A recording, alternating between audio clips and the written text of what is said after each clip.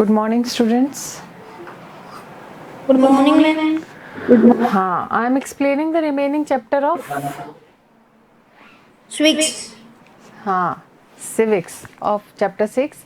Today's topic is public and private healthcare services.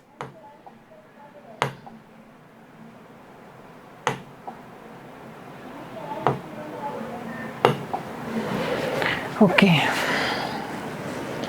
Public and private healthcare services. Have you an idea about them?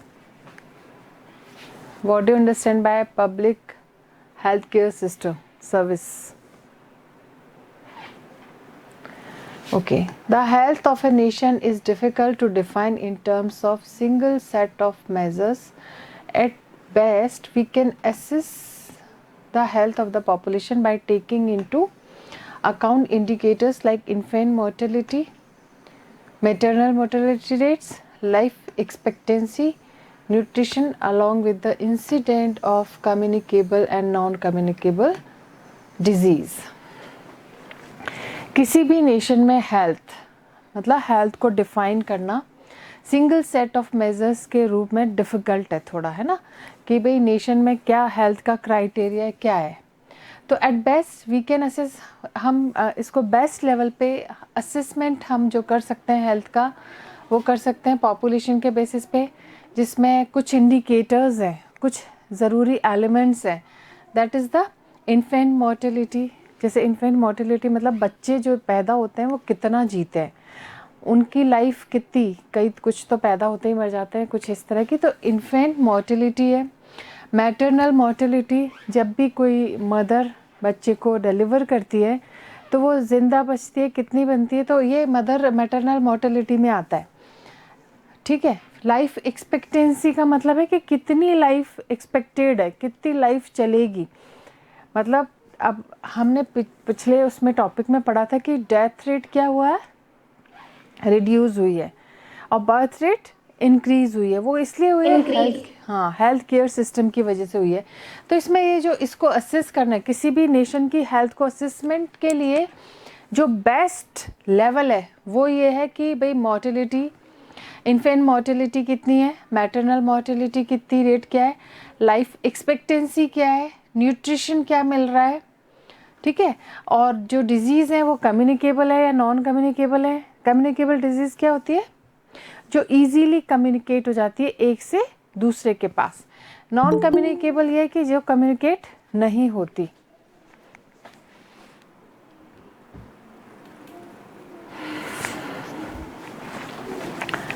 So health care facilities can be divided into public and private health services. तो health care facilities basically मतलब can be divided into two, public and private. public होता है जहाँ सरकारी government health care system. Private जिसमें ownership किसी individual की या ग्रुप ऑफ इंडिविजुअल्स की इसमें ऑनरशिप होती है. ठीक है. अब हम सबसे पहले पब्लिक हेल्थ सर्विसेज. जो public health services are the hospitals run by the government. मैंने बताया था पब्लिक हेल्थ सर्विसेज बेसिकली किसके द्वारा चलता है, it is run by the government. All these hospitals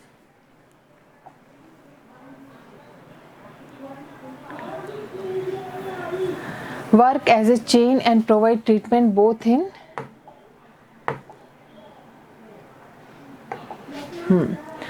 as a chain के रूप में ये काम करते हैं और ट्रीटमेंट मिलता है रूरल एरियाज़ में भी और अर्बन एरियाज़ में भी. The care and treatment varies from common problem to special services. अब ट्रीटमेंट किस तरह का होगा, स्पेशल केसेस में मतलब कोई बड़ा है, ऑपरेशन होना है, सर्जरी होना है, या कॉमन प्रॉब्लम है सिर्फ हल्का फीवर, ज़ुकाम वुकाम, ये सब. In villages there are primary health centres. Villages में क्या होता है, प्राइमरी हेल्थ सेंटर्स होते हैं which have a trained nurse, जिसमें ट्रेंड नर्स होती है, और एक विलेज हेल्थ वर्कर होता है.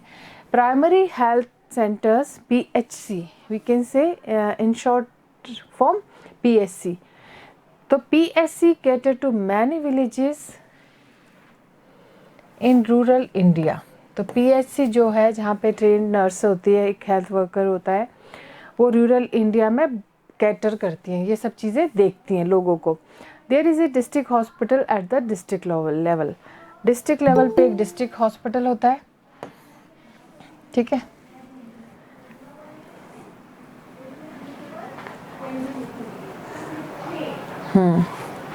The most important aspect of public health services is that it is open to all, providing care and treatment to even the poor section of the society. जो सबसे important aspect है public health care system का, ये गरीबों को मुफ्त में treatment देते हैं, ठीक है। इवन मेडिसिन भी प्रोवाइड होती हैं। तो ये इम्पॉर्टेंट आस्पेक्ट है पब्लिक हेल्थ सर्विसेज का कि ये सभी के लिए ओपन है, सभी को, जो पुअर सेक्शन ऑफ सोसाइटी है उनका ट्रीटमेंट फ्री में होता है, इवन मेडिकेशन भी। Public health system take action to prevent the spread of disease such as TB, polio, malaria, dengue, diarrhoea etcetera. Public health system में एक्शंस भी लेते हैं, ये जैसे पोलियो ड्रॉप है, फ्री में पिलाया जाता है, आपने भी कभी पिया होगा।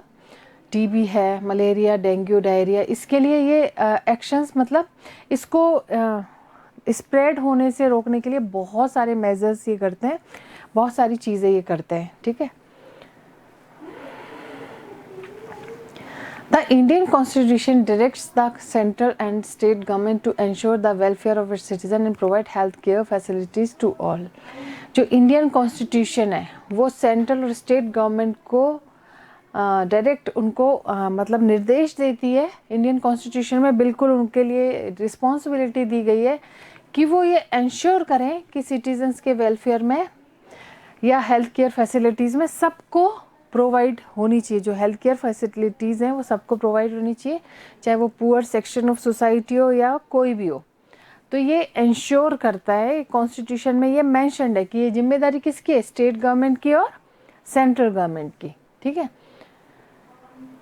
अभी आपने कोरोना डिजीज़ में देखा था, कोविड में दिल्ली में केजरीवाल, वहाँ केजरीवाल सीएम है वहाँ के, तो ऑक्सीजन जो थी बहुत कमी पड़ गई थी, बहुत उनसे कुछ हो भी नहीं पा रहा था, इतने सारे एक साथ मरीज वहाँ पे पहुँच गए थे।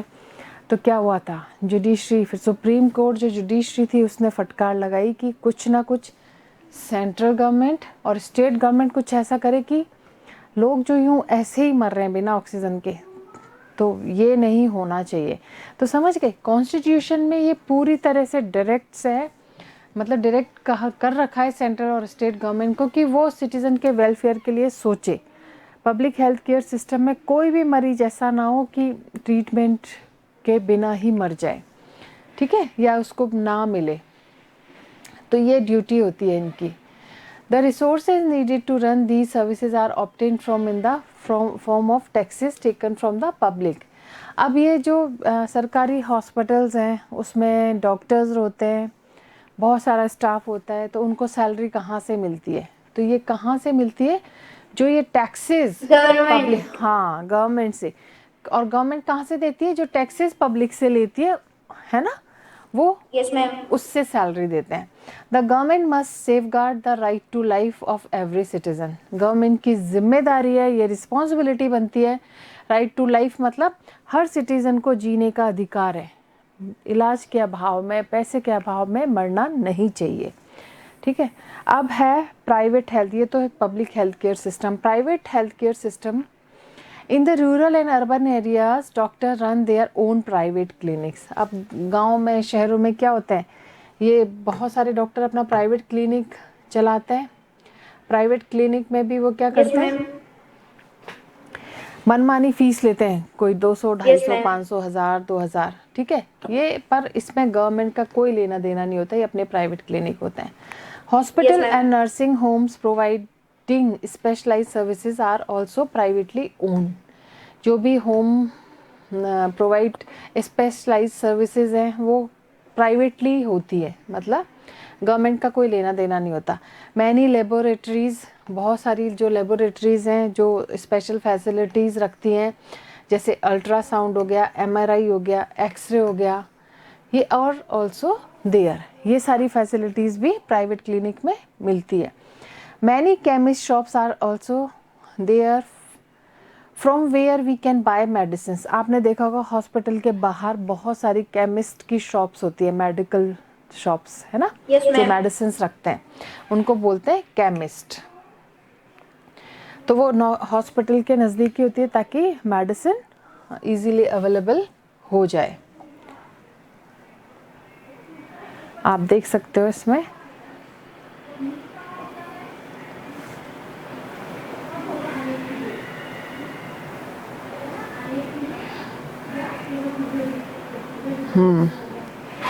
The private health care facilities are not controlled by the government. जो प्राइवेट हेल्थ केयर सिस्टम है इसमें जो गवर्नमेंट है उसका कोई कंट्रोल नहीं होता है ना, ये किसी इंडिविजुअल या ग्रुप ऑफ इंडिविजुअल के द्वारा रन होता है। इन प्राइवेट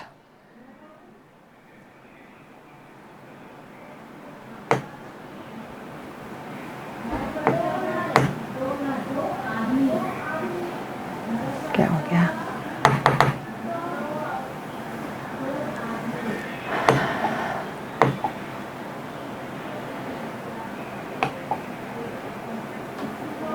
हाँ, जो प्राइवेट हेल्थ केयर फैसिलिटीज़ हैं ये गवर्नमेंट के द्वारा कंट्रोल्ड नहीं होती। जो प्राइवेट हेल्थ सेंटर्स हैं patients have to pay a lot of money for the test and the treatment. यहाँ पे प्राइवेट हॉस्पिटल्स में पेशेंट्स बहुत ज़्यादा मनी मतलब इन्वेस्ट करनी पड़ती है, पे करनी पड़ती है, टेस्ट कराने पड़ते हैं ट्रीटमेंट के लिए। Therefore it is not possible for the poor people. इसीलिए गरीब लोगों के मतलब उनके बस की नहीं होती कि वो ट्रीटमेंट लें प्राइवेट हॉस्पिटल्स में, क्योंकि वो अफोर्ड ही नहीं कर पाते। प्राइवेट हॉस्पिटल में ट्रीटमेंट लेना वो अफोर्ड ही नहीं कर पाते, तो कई गरीब नहीं जाते। They mostly depend on the locally available क्विक्स of और डॉक्टर इन देयर एरिया। ये प्राइवेट हॉस्पिटल पे पूरी तरह से डिपेंडेंट रहते हैं। जो आसपास के अपने डॉक्टर्स हैं प्राइवेट हेल्थ केयर में, या फिर जो सस्ते डॉक्टर हैं झोला छाप बैठ जाते हैं ना, उन पे डिपेंडेंट रहते हैं। दो the health services in the private sector has developed a lot. लेकिन प्राइवेट सेक्टर में जो हेल्थ सर्विसेज हैं उसमें बहुत डेवलपमेंट हुआ है, नई नई टेक्नोलॉजी आ गई, नई नई चीज़ें, बीमारियाँ। अब सर्जरी दूरबीन से आपने सुना होगा माइक्रोस्कोपिक सर्जरी हो जाती है जिसमें कोई चीर फाड़ की ज़रूरत नहीं है। तो ये डेवलपमेंट हो रहा है प्राइवेट सेक्टर में। Today we have many big private hospital dealing with various disease. अब हम देख सकते हैं अपने एरिया में बहुत सारे ऐसे हॉस्पिटल्स हैं जो इन डिजीज़ के अगेंस्ट काम कर रहे हैं, but they are costly so. पर ये क्या है, बहुत कॉस्टली है पुअर्स के लिए, वीकर्स के लिए, जो इन हॉस्पिटल्स को अफोर्ड नहीं कर सकते, उनके लिए बहुत एक्सपेंसिव है, वो नहीं कर सकते इतना पे। ठीक है, तो प्राइवेट और पब्लिक में समझ आ गया। प्राइवेट किसी इंडिविजुअल या ग्रुप ऑफ इंडिविजुअल के द्वारा होता है, और जो पब्लिक है वो it is run by the government. Clear? Somili, Yes, ma'am. ये कौन है? समीक्षा। So next topic is healthcare and equality. In India, we come across a situation in which we find that private healthcare centers are enormously increasing. India में हम ऐसी situation आ गई है जिसमें क्या हो रहा है, प्राइवेट हेल्थ केयर जो सेंटर्स है इनॉर्मसली इंक्रीज हो रहा है, बहुत ज़्यादा रैपिडली बढ़ रहा है।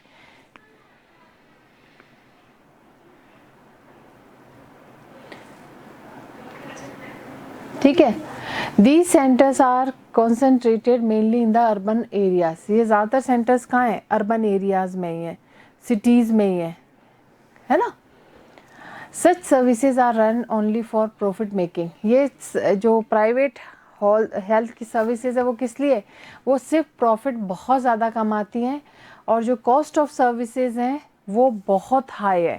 जो सर्विसेज जो ये प्रोवाइड करते हैं वो काफ़ी एक्सपेंसिव है, वीकर सेक्शन और पुअर लोगों के लिए तो रेंज में है ही नहीं।